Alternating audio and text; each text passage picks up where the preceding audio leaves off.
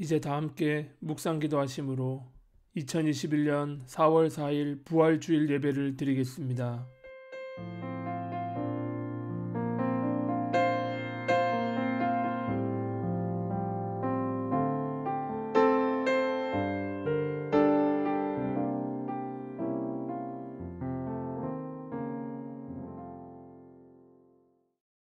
두려워하지 말아라.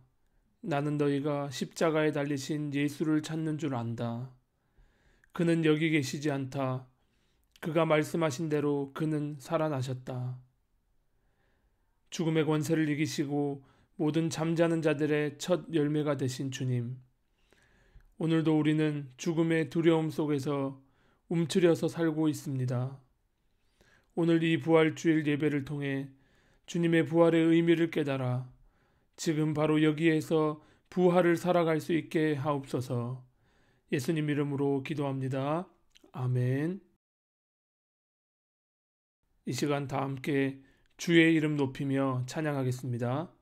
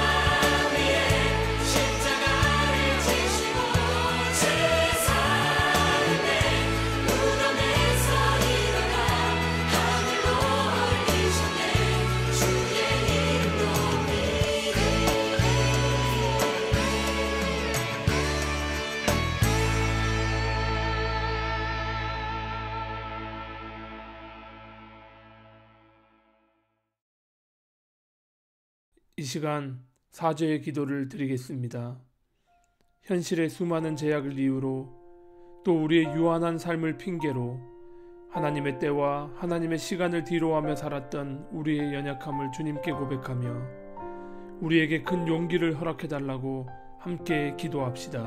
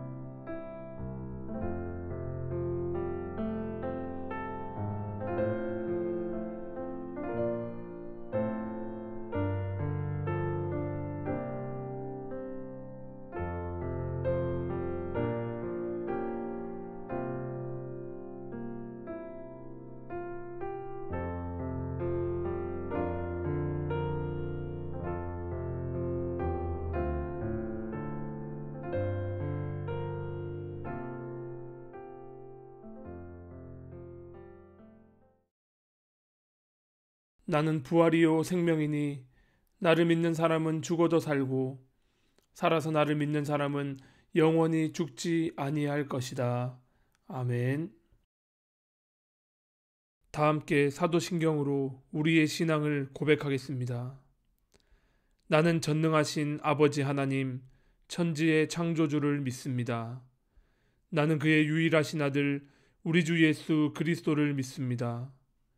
그는 성령으로 잉태되어 동정녀 마리아에게서 나시고 본디오 빌라도에게 고난을 받아 십자가에 못 박혀 죽으시고 장사된 지 사흘 만에 죽은 자 가운데서 다시 살아나셨으며 하늘에 오르시어 전능하신 아버지 하나님 우편에 앉아 계시다가 거기로부터 살아있는 자와 죽은 자를 심판하러 오십니다. 나는 성령을 믿으며 거룩한 공교회와 성도의 교제와 죄를 용서받는 것과 몸의 부활과 영생을 믿습니다. 아멘. 다 함께 찬송가 160장 찬양하겠습니다.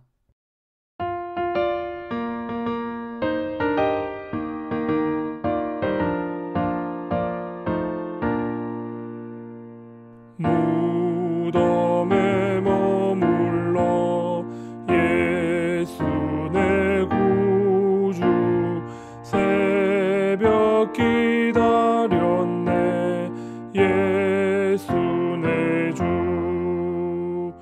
원수를 다 이기고 무덤에서 살아나셨네 어둠을 이기시고 나와서 성도와 함께 길이 다스리시네 사셨네 사셨네 예수 다시 사셨네 헛되이 지키네 예수 내 구주 헛되이 봉하네 예수 내 주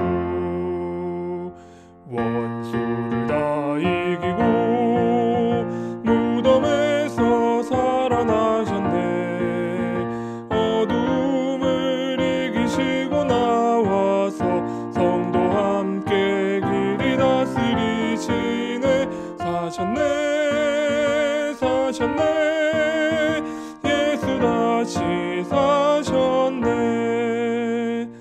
거기 못 가두네 예수 내 구주 우리를 살리네 예수 내 주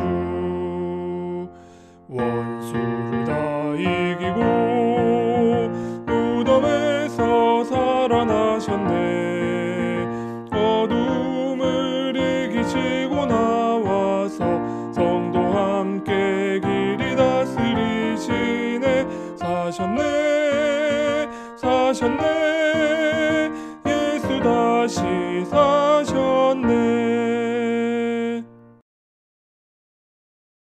이 시간 다 함께 공동의 기도 드리겠습니다.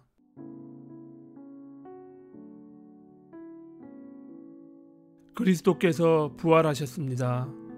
참으로 부활하셨습니다. 우리가 큰 소리로 외치는 부활의 소식은 동시에 우리를 당혹스럽게 만듭니다.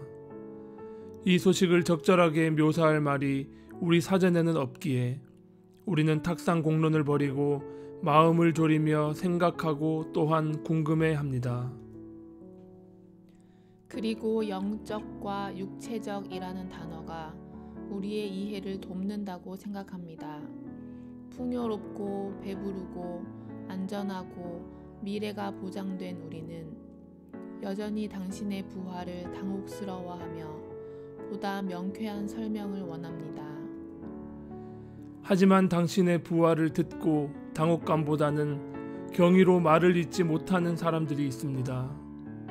최저시급으로 일하면서 부활의 이야기를 듣는 사람, 방사선 치료로 몸이 망가지는 와중에 부활의 이야기를 접한 사람, 피로와 절망으로 삶의 마지막 기운마저 쇠잔한 가운데 부활의 이야기를 발견한 사람, 빈곤과 굶주림과 불안 속에서 아무것도 보장받지 못한 그들은 오직 당신께서 부활의 모습으로 그들을 찾아오시기를 기다립니다. 당신께서 나다 안심하여라 겁낼 것 없다 하고 말씀하시기를 기다립니다. 우리를 우리의 당혹감과 수많은 해석에서 건지소서. 우리가 부활의 경이로움에 놀라워하며 부활을 간절히 바라는 사람들 가운데 있게 하소서. 당신의 생명을 우리 모두에게 보이소서. 부활의 진실로 우리에게 오소서. 부활의 두려움으로 우리에게 오소서. 부활의 기쁨으로 우리에게 오소서. 부활을 누리게 하소서. 예수님의 이름으로 기도합니다. 아멘.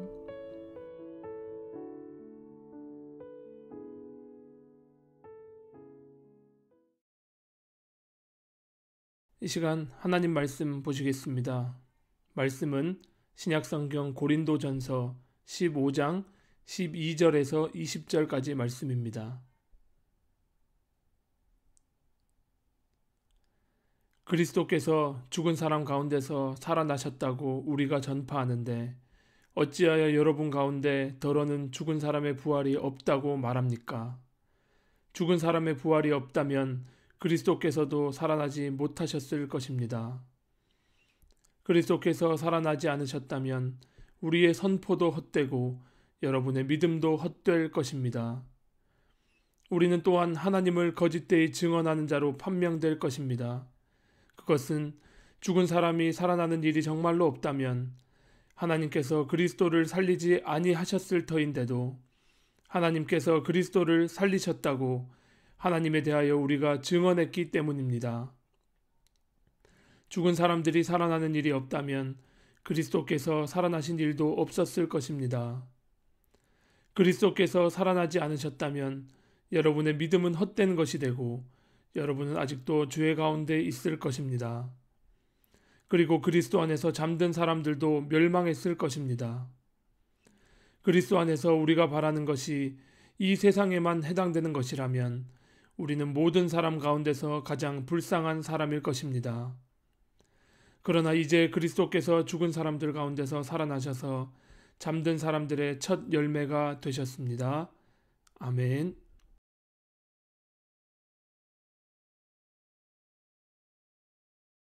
사랑하는 성도 여러분, 오늘은 부활주일입니다. 이 부활절은 성탄절과 더불어 기독교 역사, 기독교 절기에서 가장 중요한 절기로 지켜지고 있습니다. 이 독일에서도 사시는 분들은 다 아시겠지만 부활절 절기는 민족 가장 큰 명절로 여겨지죠. 1년에 단 한 차례도 교회에 출석하지 않던 사람들 중에 다수도 이 부활절 예배는 가족들과 함께 교회를 찾는 모습을 흔히 볼 수 있습니다. 한국 교회도요, 부활절이 되면 평소에 절대 연합하지 않던 그 교회들이 다 모여가지고 그날만큼은 연합해서 큰 성회, 부활절 연합 예배를 엽니다. 올해는 코로나 바이러스로 그런 분위기가 주춤하긴 하지만 그럼에도 여전히 세계 곳곳에서는 부활절을 기념하는 성대한 행사들이 온라인 그리고 오프라인으로 거행되고 있습니다. 한편으로는요, 이러한 행사들을 통해 예수님의 부활에 대한 이야기가 전해지고 인식되는 것 자체는 긍정적인 의미를 가진다고도 할 수 있겠습니다. 하지만 반대로 우리가 바로 이 지점에서 한번 생각해야 할 것들이 있습니다. 부활절을 기념하여 수많은 행사들이 이토록 성대하게 열리는 이유는 무엇일까요? 그 모든 행사들은 예수님의 부활이 가지는 의미들을 담아내기 위한 형식, 즉 부활이라는 내용을 담을 그릇의 역할을 위해서 생겨난 것들입니다. 자, 그렇다면 우리는 이렇게 물어야 합니다. 오늘날 부활절에 열리는 이 크고 작은 행사들, 이러한 분위기들은 예수님의 부활이라는 내용을 적절하게 담아서 표현하고 있는가라고 말입니다. 자, 우리 한번 생각해 봅시다. 부활절 하면 여러분들의 머리에 어떤 이미지들이 떠오르십니까? 먼저 영어로 이스터, 독일어로는 오스턴이라는 이 생소한 단어부터 해서 형형색색으로 꾸며진 삶은 달걀, 토끼 모양의 초콜릿, 좀 종교적으로 건너가면요, 여러 교단들에서 개최되는 부활절 연합 예배, 부활절 칸타타, 이런 것들이 있는데요. 과연 이런 것들이 부활의 본질을 잘 드러내주고 있습니까?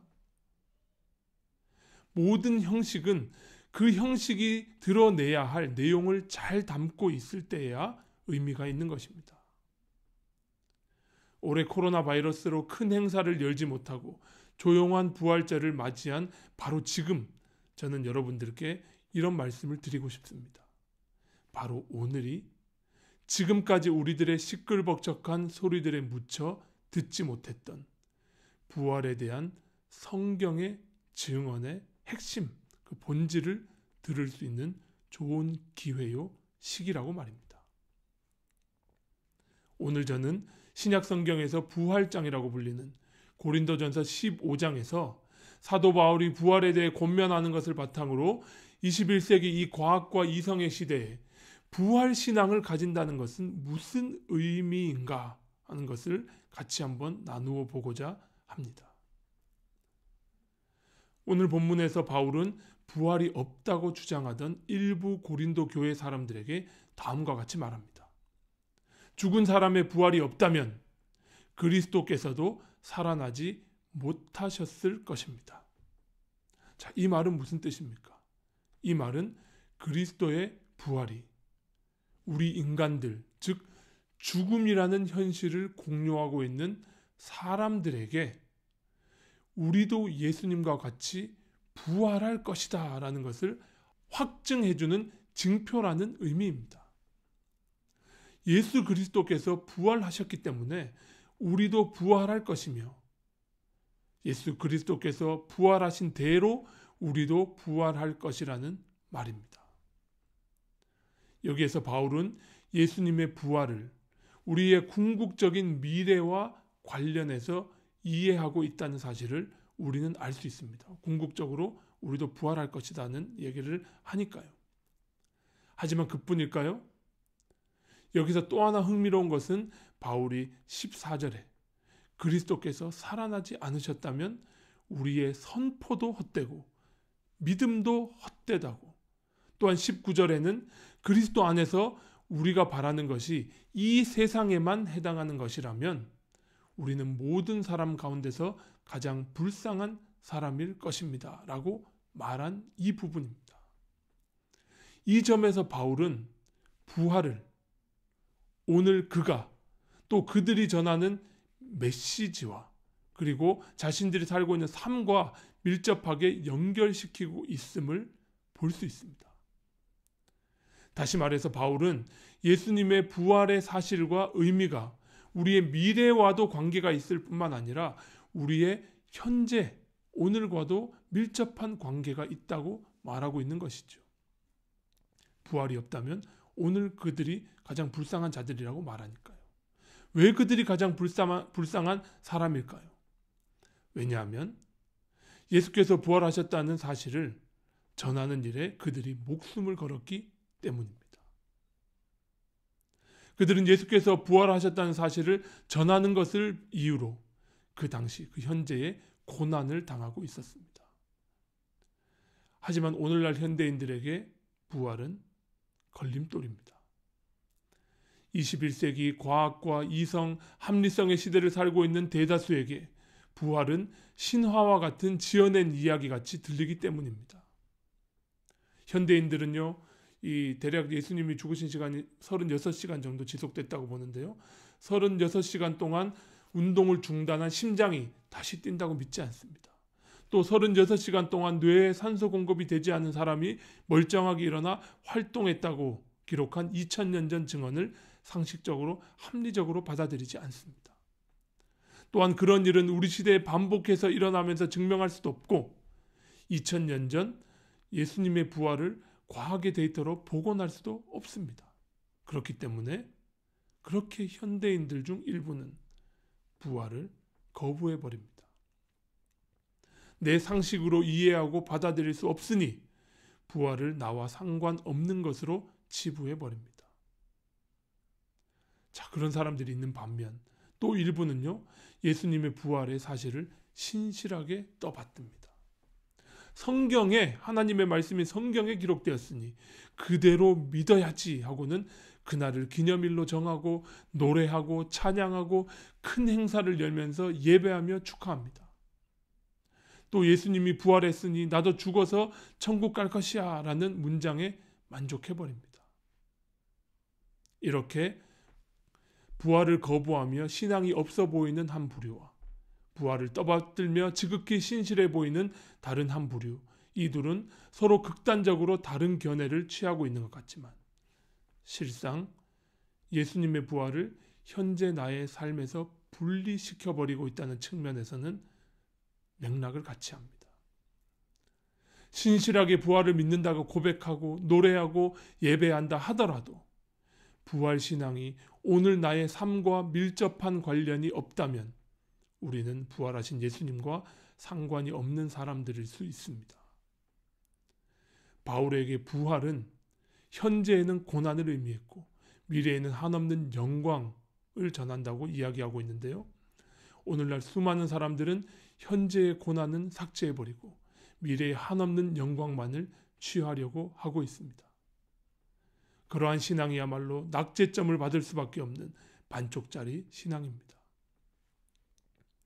예수님이 부활하셨다는 사실은 오늘날 현대 과학으로 입증할 방법은 없습니다. 우리는 그것이 정확하게 어떤 과학적인 방법으로 반대로 또 과학적 법칙을 어기면서 이루어졌는지 확인할 수는 없습니다. 하지만 우리가 역사적 자료로 분명히 확인할 수 있는 사실은 있습니다.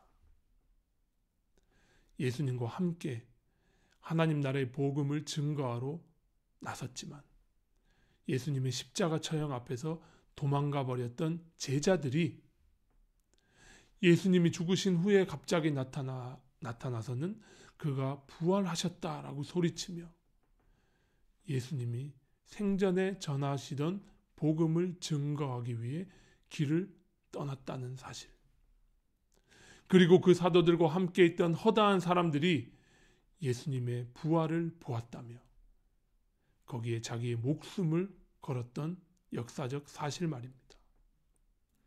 이러한 분명한 역사적 사실을 그저 아무 이유 없이 이들이 그냥 집단 정신병이 걸려서 미쳐서 벌어진 일이라고 보는 것은 합리성을 좋아하고 추구하는 현대인들에게도 전혀 합리적이지 않은 해석입니다. 그 수없이 많은 무리들이 재산 중에 일부를 그냥 바친 것도 아니라 자신들의 목숨까지 던졌던 것은 역사에 기록된 사실입니다. 예수님의 죽음과 그 많은 무리들이 자신들의 목숨을 버렸던 일 사이에 어떠한 일도 일어나지 않았다고 생각하는 것이 더 비합리적인 것이죠. 그때 목숨을 버렸던 사람들은 하나같이 예수님의 죽음과 자신들의 순교 사이에 예수님의 부활을 보았다고 주장하고 있습니다. 물론 4개의 복음서, 사도 바울의 서신에 기록된 예수님의 부활에 대한 이야기는 정확하게 일치하지 않고 다양한 버전들이 존재하긴 하지만 예수님이 부활하셨다는 사실에는 모두가 동의하고 일치하고 있습니다. 성경이 부활의 과학적 타당성을 입증하려고 노력하진 않습니다. 다만 성경이 분명하게 증언하고 있는 것은 그 부활을 믿었다는 사람들의 삶이 180도 달라졌다는 사실입니다. 부활이 무엇이 그렇게 중요했기에, 도대체 무엇을 의미했기에 그들은 예수님께서 부활하셨다는 사실에 목숨까지 걸었을까요? 부활은 예수님의 하나님 나라 사역이 옳았다 하는 것을 입증한 증거였습니다. 하나님 나라의 사역을 통해 드러내고자 하셨던 그 예수님이 꿈꾸셨던 세상은 어떤 세상이었습니까? 세상의 통치자, 즉 황제가 다스리는 세상의 통치 방법은 틀렸으며 그것은 하나님이 세상을 창조하시는 것과 통치하시는 방법과 다르다 하는 것입니다. 하나님이 통치하시는 세상은 힘 있는 자들 중심으로 돌아가는 세상이 아니라 사랑, 용서, 그리고 배려가 공기처럼 항상 존재하며 공평과 정의가 강물처럼 흐르는 세상입니다. 약자도 대우받고 돈이 없어도 그가 하나님의 형상으로 지음받았다는 사실 하나만으로 존중받을 수 있는 세상입니다. 예수님은 그 하나님의 통치를 전하시는 일을 하시다가 당국자들과 종교 지도자들에게 처형당했습니다. 그렇게 예수님의 끝이 비참한 처형으로만 끝났다면 분명 그는 실패한 혁명가로 남았을 겁니다. 하지만 그의 부활의 소식은 그가 전한 아름다운 하나님의 통치에 대한 복음이 옳았다는 것을 뜻합니다. 세상 권력자들이 권세를 잡고 있는 이 시대에서 우리는 하나님 나라의 복음 그리고 그 아름다운 소식을 전하다가 고난당하고 핍박당할 수 있습니다. 심지어 또는 우리의 목숨을 내놓아야 할지도 모릅니다. 하지만 예수님의 부활이 확증해 주는 바, 우리가 그 아름다운 복음의 소식을 위해 고난당하고 심지어 목숨을 잃는다 하여도 하나님께서 우리를 다시 살리실 것입니다. 바로 그렇기 때문에 우리는 오늘을 살아가며 힘들고 손해보더라도 인내하고 힘들어도 그 하나님 나라의 복음의 길을 갈 수 있습니다. 바울은 바로 이러한 믿음을 바탕으로 고린도 교회 교인들에게 권면하고 있습니다. 모든 사람이 십자가에 달린 예수 앞에서 도망하고 그를 조롱하고 그를 실패한 혁명가, 어리석은 자라고 생각했을 때 하나님께서 예수님을 죽음에서 부활시킴으로써 예수님의 가르침이 옳았음을 입증하셨다. 그런 의미에서 그는 하나님의 뜻을 온전히 드러내신 하나님의 참 아들이었음을 바로 하나님께서 확증해 주셨다고, 우리도 예수님이 전하셨던 그 가치를 포기하지 말자고 권면하고 있는 것입니다. 예수께서 부활하지 않으셨다면 예수님이 전하셨던 아름다운 하나님 나라의 통치에 대한 복음은 오늘날 우리에게 전해지지 못했을 것입니다. 또 한 가지 우리가 반드시 짚고 넘어가야 할 부분은 바로 그 예수님의 부활의 소식이 오늘날 우리에게까지 어떻게 전해질 수 있었던가 하는 것입니다.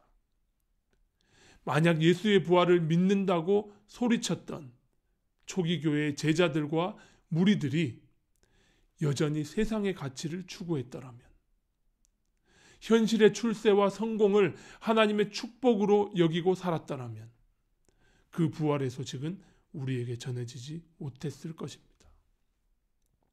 앞서 말씀드렸듯이 예수님의 부활의 소식은 예수님이 이 땅에서 전하신 하나님의 통치에 대한 복음이 옳았다는 것을 입증해 주는 것이었는데, 그 소식을 처음 접했던 이들이 부활을 자기들 마음 속에서만 믿으면 죽어서 천국 간다고 하면서 오히려 예수의 가르침과 반대로 세상의 가치관대로 살았더라면, 그러한 복음은 어떠한 감동도 어떠한 진리도 나타내지 못하고 이 세상에서 사라져 버렸을 것입니다.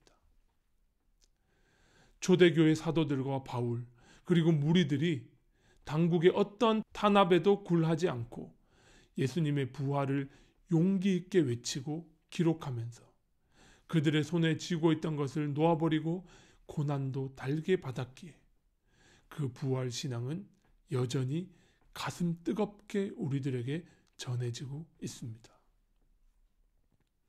그들이 부활에 자기들의 목숨을 걸었다는 의미는 바로 예수께서 전하셨던 그 하나님 나라, 하나님 통치의 아름다운 복음이 옳았다는 그 사실에 자신들의 목숨을 걸었다는 의미입니다. 그저 예수가 부활했으니 찬양하고 예배하자, 이것으로 만족하자는 의미가 아니었습니다. 우리가 생각해 보아야 될 것은 2000년 전 당시에도 부활은 그 사람들에게 상식적이지 않았고 일리가 있어 보이지 않았습니다. 그런 사람들이 실제로 많았습니다. 예수님에게 다가와서 부활 논쟁을 했던 사두개파들이 대표적이었고요. 바울 시대에도 있었는데 바울은 바로 그런 다수의 사람들을 권면하기 위해서 오늘 본문 고린도전서라는 편지를 썼습니다. 부활이 사실이냐 아니냐 이런 논쟁은 비단 과학과 이성이 발달한 오늘날만의 문제는 아니었다는 말입니다. 하지만 사도들 그리고 바울과 허다한 무리들은 그러한 도전들의 논쟁으로 응하기보다는 삶으로 응답했습니다. 복음과 부활의 소식, 그 하나님 나라의 가치를 위해 헌신했던 그들의 삶이 부활을 오늘 우리에게 생생히 증명해주는 증거로 전해져 내려오고 있습니다.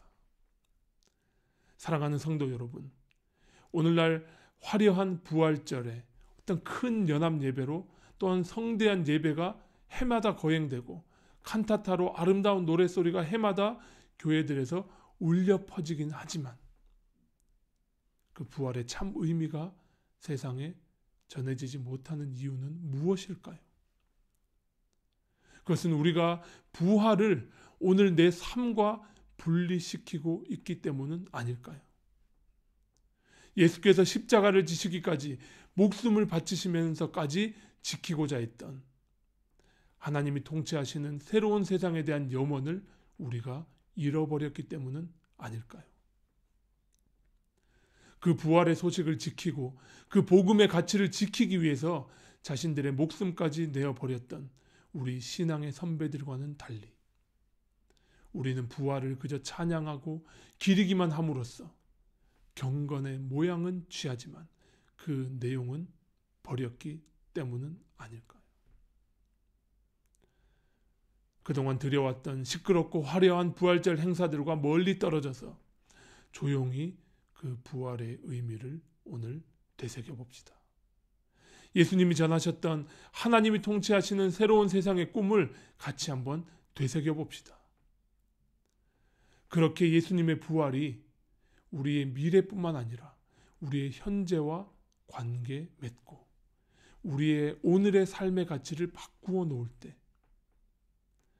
부활 신앙이 오늘 우리의 삶의 자리에 우리 동시대의 사람들에게 그리고 우리 다음 세대에도 뜨겁게 전해질 것입니다. 여러분, 우리 힘들어도 그 하나님 나라의 복음, 그 가치를 포기하지 맙시다. 하나님께서 예수님을 죽음에서 일으키셨듯이 하나님께서 우리를 놓지 않으시고 죽음 가운데서도 우리를 일으켜 주실 것입니다. 오늘 우리 다 같이 용기 내어서 서로에게 격려하며 인사하십시다. 프고에 오스턴, 우리 예수님께서 부활하셨습니다. 기도하겠습니다. 죽음에서 부활하셔서 모든 잠자는 자들의 첫 열매, 첫 소망이 되신 주님, 당신께서 이 땅에 오셔서 목숨을 버리시면서까지 우리에게 전하고자 하셨던 하나님 나라의 가치를 우리가 다시 찾게 하옵소서. 초기 그리스도교 공동체가 자신들의 삶을 바쳐 지켜냈던 예수님의 부활의 소식이 우리의 마음을 뜨겁게 울리게 하시고 그 부활의 소식이 우리의 삶을 변화시켜서 이 세상을 향해 그리고 다음 세대를 향해 그 복음이 뜨겁게 퍼져나가게 하옵소서. 특별히 이 부활의 소식이 오늘날 고통당하고 소외당하는 모든 이들에게 희망의 소식으로 전해지게 하옵소서. 사륙의 땅으로 고통받는 미얀마에도 이 부활의 소식이 용기와 희망으로 전해지게 하옵소서. 부활절을 하루 기념하는 것으로 마치지 않고 매일매일 부활 신앙을 가지고 오늘을 살아가게 하옵소서. 부활하신 예수님 이름으로 기도합니다. 아멘. 주신 말씀을 기억하며 찬송 161장 찬양하겠습니다.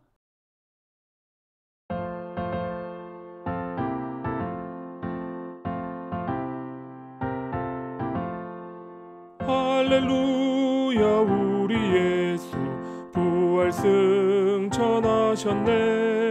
세상 사람 찬양하니 천사와 다 파도다.